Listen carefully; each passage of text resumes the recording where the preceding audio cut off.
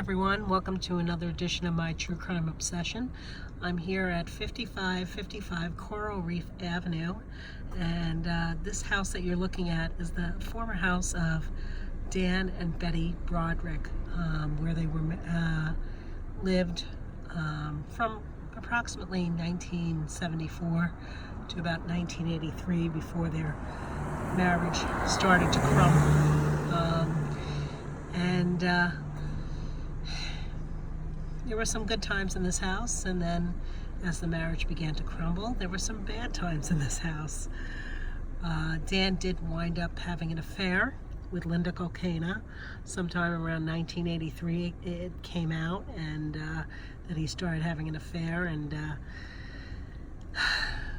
Betty Broderick caught wind of it, and he finally moved out of this house, and he moved over near Balboa Park in San Diego to a mansion in Balboa Park, and Betty continued to live here. The house did start to, need repairs, and Betty had to move with the kids to La Jolla Shores, moved to a condominium in La Jolla Shores with the kids. While this house was being repaired, there was problems with the foundation, and what wound up happening was it started to become infested with rats.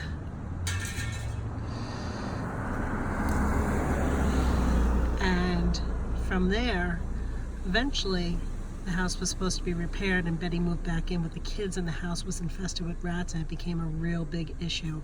And Dan did nothing to bother to fix it, knowing that his wife and his kids were living in a house infested with rats, believe it or not. A couple things happened, infamous things happened at this house. One of the things that happened was on Dan's 39th birthday, on November 22nd, 1983, Betty Broderick decided to surprise him at work with champagne, take him out for lunch, and when she got to his office, he wasn't there. And she waited, and eventually she, saw in his office that there was a celebration already for him with chocolate mousse cake and champagne and balloons that was thrown by Linda Cocaina, and I guess Linda Cocaina had taken him out for the day. And so Betty was very upset about that, and when she came home, she decided, well, I'm going to take all of his custom tailored clothes and I'm going to burn it in the backyard. And that's exactly what she did. She went through his closets, went through all of his clothes, took the clothes, put them in a pile, took a can of gasoline, poured it on the clothes, and set the clothes aflame. So that was just one of the incidents that happened at this house.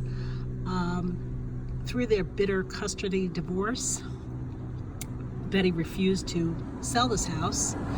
She kept giving Dan a hard time, and Dan, knowing the law the way he did, through legal means, was able to sell the house out from under her for a lower price than the house should have been sold for.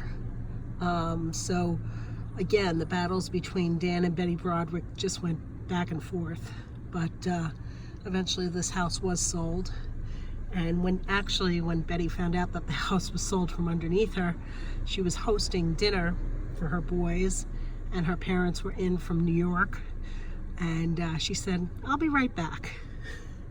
She got into her car, she went over to Dan's house, and she proceeded to take her car.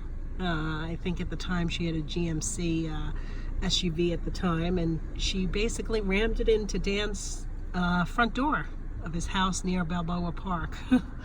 So anyway, yeah, so that's the sad tale of Dan and Betty Broderick, and this is the house in La Jolla where they first settled when they came to La Jolla.